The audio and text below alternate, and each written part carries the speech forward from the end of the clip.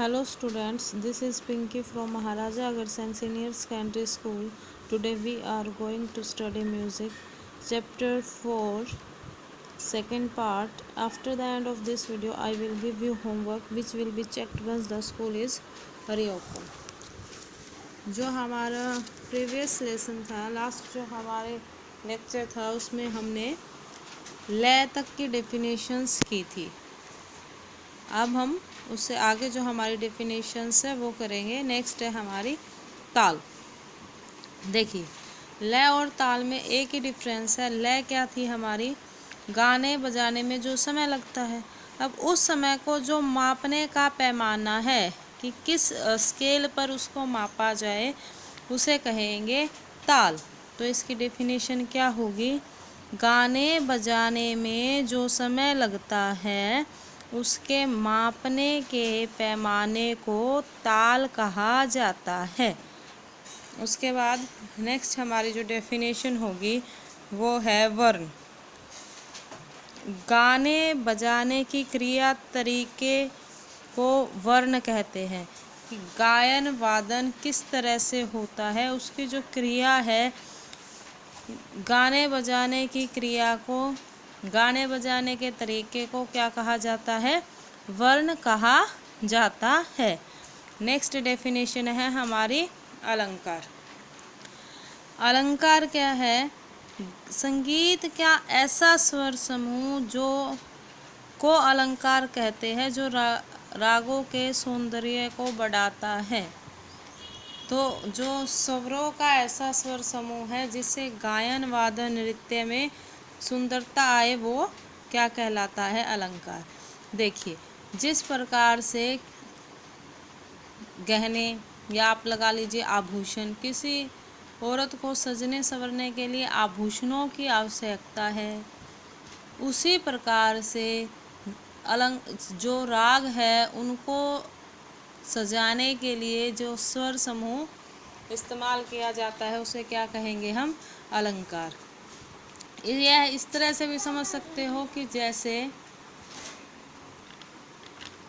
नदी बिना पानी के सुशोभित नहीं होती, कि जो नदी है वो बिना पानी के सुंदर नहीं लगती, और रात्रि है वो बिना चांद तारों की अच्छी नहीं लगती। रात में अगर चांद ना हो, तारे ना हो, तो क्या आकाश आसमान सुंदर लगेगा? नहीं लगेगा। उसी प्रकार से जो स्त्री है बिना आभूषणों के सुशोभित नहीं होती, सुंदर नहीं लगती। तो उसी प्रकार से स्वरों में, इस राग में अलंकारों का होना आवश्यक है। जैसे जो अलंकार है सा रे ग म प ध नि सा, राग काफी का अलंकार है फर्स्ट अलंकार से। आरों में ये, अवरों में सा नी ध प म ग रे स, स स रे रे ग ग म म स रे ग, रे ग स रे ग म म ग स। तो ये सारे क्या है? इस तरह से अलंकार की हम फॉर्मेशन कर सकते हैं। तो इसलिए अलंकार से क्या अभिप्राय है? किन्हीं भी रागों को सजाने वाला स्वर समूह अलंकार कहलाता है। ठीक है भाई। अब नेक्स्ट जो हमारी डेफिनेशन है वो है थॉट। नेक्स्ट हमारी जो डेफिनेशन है वह है थॉट। देखिए, जो सप्तक के 22 स्वर है उसमें से हम 7 क्रम अनुसार स्वरों के समूह को थॉट कहते हैं। कि जो हमारे सप्तक के 22 स्वर थे, 12 स्वर थे। सप्तक के जो 12 स्वर हैं उनमें से किन्हीं भी 7 क्रमानुसार मुख्य स्वरों को हम क्या कहेंगे? थाट कहेंगे। स्वर उसमें होने चाहिए क्रम में, और साथ के साथ ही स्वर प्रेजेंट होने चाहिए, ना कम ना ज़्यादा। ठीक है भाई। 7 स्वर कैसे? वैसे तो एक सप्तक में हमने 12 स्वर पढ़े थे, कोमल तीव्र कुल मिला के शुद्ध और विकृत।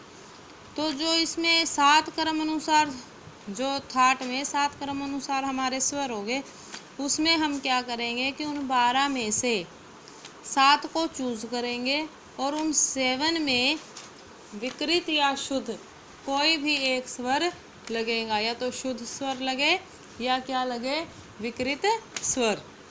तो या तो जैसे नी है हमारे पास, नी या तो शुद्ध लगे या कोमल लगेगा, वन एक ही टाइप लगेंगे, या तो शुद्ध में या विकृत में। तो सप्तक के 12 स्वरों में से 7 क्रम अनुसार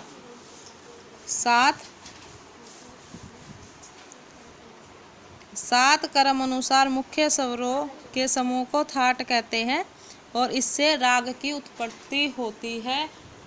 थाट को राग का पिता भी कहा जाता है। अब उसके बाद हमारी नेक्स्ट डेफिनेशन है राग। जो राग है उसकी उत्पत्ति थाट से होती है। राग की उत्पत्ति किससे होती है? थाट से। राग की उत्पत्ति रंज धातु से हुई है और जिस का अर्थ है सुंदर, अर्थात जो हमारे मन को आनंद प्रदान करे, हम जिसको सुन के हमें अच्छा लगे, हमारे कानों को अच्छा लगे, हमारा मन आनंदित हो, तो ऐसा जो स्वर समूह है वो क्या कहलाता है?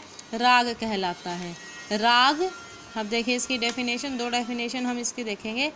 राग वह सुंदर रचना है जो कानों को अच्छी लगे। स्वर व वर्ण से विभूषित ध्वनि जो मनुष्य का मनोरंजन करे, राग कहलाता है। कि जो ऐसा स्वर समूह जो हमें अच्छा लगे, हमारे कानों को अच्छा लगे, सुनने में आनंद प्रदान करे, वो क्या कहलाता है? राग। देखिए इसके साथ साथ एक क्वेश्चन और आ जाता है। राग में कम से कम 5 स्वर और अधिक से अधिक कितने स्वर होते हैं? 7 स्वर। और जो हमारे थाट है, थाट में 7 के 7 स्वर होना कंपल्शन है। यहाँ पर कितने स्वर होना कंपल्शन है? 7। जब जो हमारा राग है उसमें कम से कम 5 और अधिक से अधिक 7 स्वर होने आवश्यक हैं। कम से कम कितने? 5 और अधिक से अधिक कितने? 7।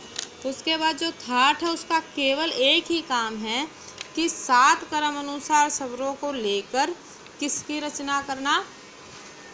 रागों की रचना करना। ठीक है भाई। एक थाट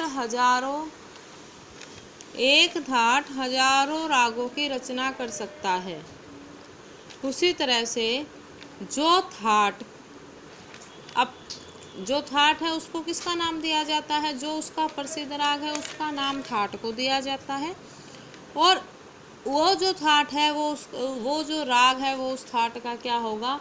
जन्य राग। थाट को राग का पिता कहा जाता है, लेकिन थाट को जो नाम मिलता है वो उसी के प्रसिद्ध राग का मिलता है। ठीक है भाई। उसके बाद सेकंड आप क्या याद रखोगे कि जो थाट है, एक थाट बहुत सारे रागों की रचना कर सकता है। तो जो राग और थाट दोनों का नाम सेम है वो है जन्य थाट, जन्म थाट। ठीक है भाई। और जो अलग अलग है, थाट अलग राग अलग, तो वो कौन से राग हो गए? आश्रय राग हो गए। ठीक है भाई, क्लियर है। तो इसी के साथ हमारा ये आज का जो लेक्चर है वो कंप्लीट। आज का आपका होमवर्क रहेगा write and learn the following definitions: thaat, raga, laya, taal, varna, alankar. Thank you.